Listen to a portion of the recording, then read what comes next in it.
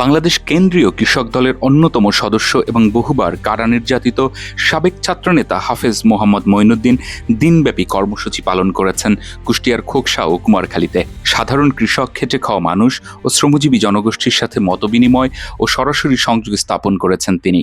এই কর্মসূচির অংশ হিসেবে তিনি দেশনায়ক তারেক রহমানের প্রণীত কৃষক বান্ধব ৩১ দফা কর্মসূচির লিফলেট বিতরণ করেন। বিলজান বাজার থেকে শুরু করে খোকসা ও কুমারখালীর বিভিন্ন হাট, বাজার, গ্রাম ও মাঠে ঘাটে কৃষকদের হাতে লিফলেট পৌঁছে দিতে গিয়ে দেখা যায় তাকে জড়িয়ে ধরেছে আবেগ। পথের ধারে দাঁড়িয়ে থাকা বৃদ্ধ কৃষক জেলে হাফেজ মঈনুদ্দিন এ সময় বলেন, আমরা রাজনীতি করি সাধারণ মানুষের অধিকার রক্ষার জন্যে। কৃষকের ঘামে দেশ চলে, অথচ তারা বছরের পর বছর অবহেলিত। এই ৩১ দফা শুধু কর্মসূচি নয়, এটা কৃষক শ্রমিকদের ন্যায্য অধিকার আদায়ের রূপরেখা।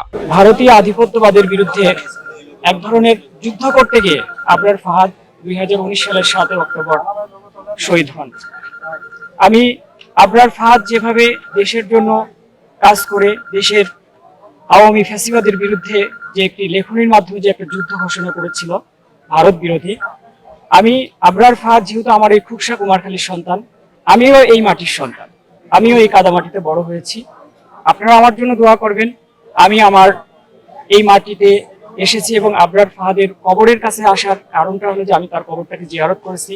আল্লাহ রাব্বুল আলামিন যেন তাকে জান্নাতের অধিবাসী হিসেবে কবুল করে এবং আবরার ফাহাদের যে আদর্শ এবং চরিত্র, সেই আদর্শকে আমি আমার বুকে ধারণ করে আমি আগামী দিনে খোকসা কুমারখালীতে আমি মানুষের সেবক হিসাবে কাজ করতে চাই। আপনারা আমার জন্য দোয়া করবেন।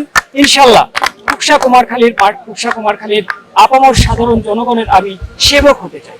দল যদি আমাকে কখনো এই সুযোগ করে দেয়, ইনশাআল্লাহ আপনারা দেখবেন আমি আমার জীবনের সর্বোচ্চ দিয়ে আমি ইনশাআল্লাহ আবরার ফাহাদের মতো আমিও এই দেশের মানুষের জন্য কাজ করে যেতে চাই।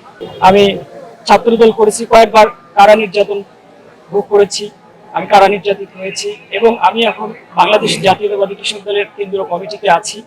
স্বাভাবিকভাবে আমি কখনো আনুষ্ঠানিকভাবে আমার এই এলাকাতে পলিটিক্যাল কোনো প্রোগ্রামে আসিনি। এই সর্বপ্রথম, যেহেতু আমি এই এলাকার সন্তান।